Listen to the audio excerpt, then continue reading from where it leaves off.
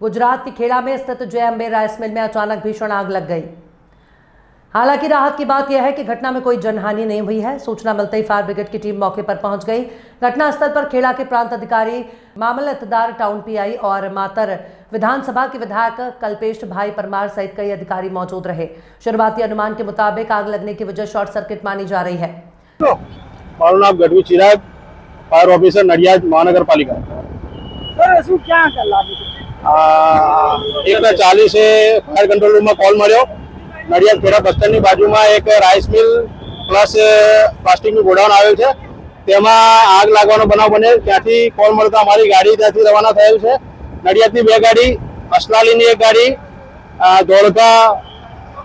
ધોળકાની 1 ગાડી, બારેજાની 1 ગાડી પ્લસ આણંદ અને ધોળકાની બીજી પણ એક ગાડી અમે મંગાવેલ છે, જે હાલ આગ બુઝાવવાની કામગીરી ચાલુ છે। સર શેમાં આગ લાગી છે અને શું અત્યાર સુધીમાં સ્ટેટસ છે?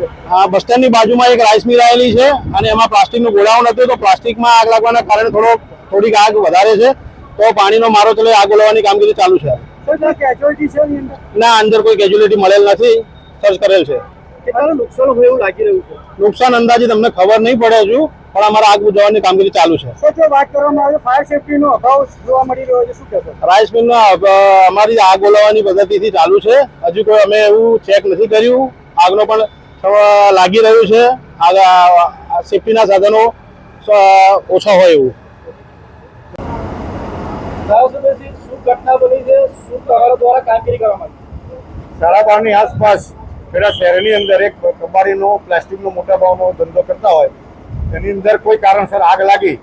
એટલે મને જાણ કરી, મારા સંગઠને જાણ કરી, રસ્તામાં તો તાબડતોડ અહીંયા આવ્યો અને અહીંયા પ્રાંત મામલતદાર સાહેબ અને નિવાસી કલેક્ટરને આરએસીને જાણ કરી તાત્કાલિક ફાયર બ્રિગેડ આજુબાજુ શહેરની અંદરથી નડિયાદ, આણંદ, બારેજા, ખેડા, અમદાવાદ, અસલાલી દરેક જગ્યાએ ફાયર બ્રિગેડ કંટ્રોલ કરવા 2-2.5 કલાક થયા। કંટ્રોલ કરવાની તૈયારી છે, લગભગ કંટ્રોલમાં આવી જશે। આ કઈ જગ્યા છે અત્યારે?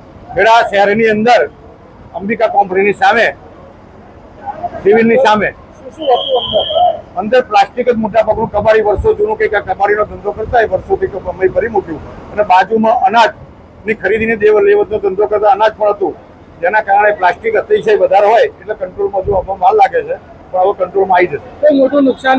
કોઈ જાનહાનિ નથી કાકા, કબાડીનો માલ, કોઈ બીજી જાનહાનિ નહીં, પણ કબાડીનું હતું મોટા ભાગે અંદર અને રેસિડેન્ટથી દૂર હતું, શહેરની અંદર હતું, પણ રેસિડેન્ટ કોઈ નતા એટલે કોઈ જાનહાનિનું નુકસાન નથી।